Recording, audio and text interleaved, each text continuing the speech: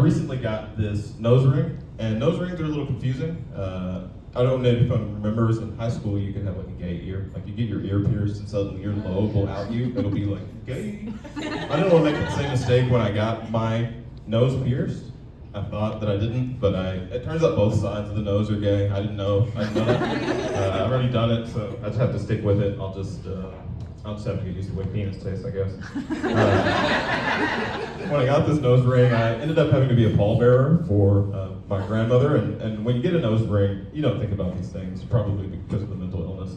But I didn't think, like, what if I have to be a pallbearer for my grandmother that calls weed jazz cabbage and still refers to the civil rights movement as uncertain times? But I didn't have to do that, so that was an error on my part. Going back, I got to see my family, and seeing my family always makes me want to, I don't know, take off my glasses, because I've seen enough.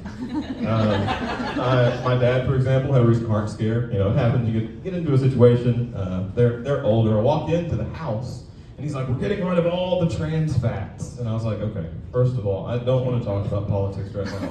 And you cannot call people fats for the last time. But what they decided to do is they're going to change from deep frying everything, and I wish that was the end of the sentence, but it isn't. They're going to change from deep frying everything in vegetable oil to deep frying everything in olive oil. Huge change there. Really going to extend the life.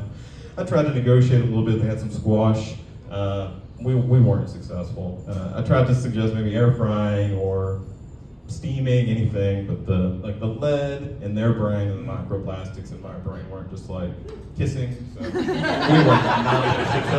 were not successful.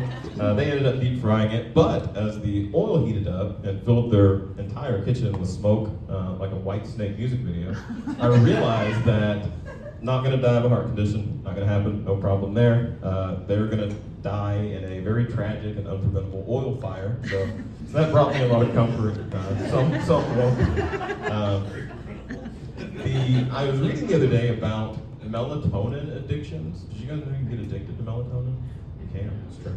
And it got me to thinking, is there like melatonin anonymous? Where just like there's tons of people that are just like wide-eyed and jittery, just like, I'm not tired, you're tired, I'm not tired. But then there's one guy just like slouched over in the corner. They're just like, yeah, Terry, he fell off the wagon, he renaps. So just thinking about that a little bit.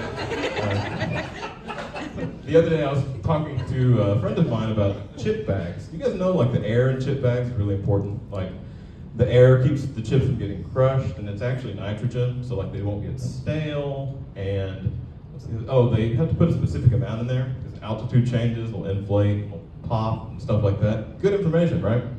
Tell my friend all this stuff. He goes, wow, I can't believe you waited until you were almost 40 to consider you might be autistic.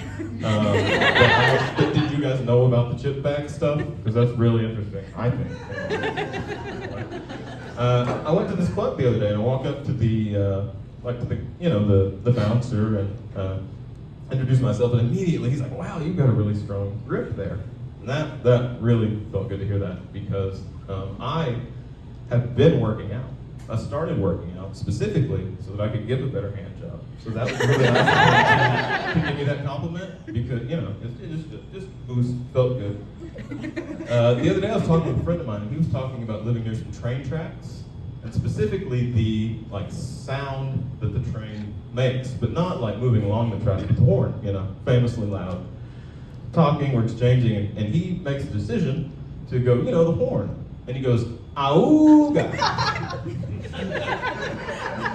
Now, for those of you that aren't autistic, that's not the sound that the train makes. That's the sound that a cartoon wolf makes. You see the pretty lady, the eyes pop out, starts hitting themselves on top of the frying pan. I was thinking the other day that there are some words that sound like slurs that are not slurs, but they sound like slurs, like water spigot. Think for a minute about like water spigot. Like if someone's like, go turn on that water spigot. I'm like, okay, first of all, calm down. Why are you angry at the water? Why are you mad right now? Just take a breath, step back. I don't know. I could continue on and on about this. I don't really get behind spigotry, so just keep that in mind. That's a position that I've always taken. Thanks so much. This has been a lot of fun. I'm glad you got me.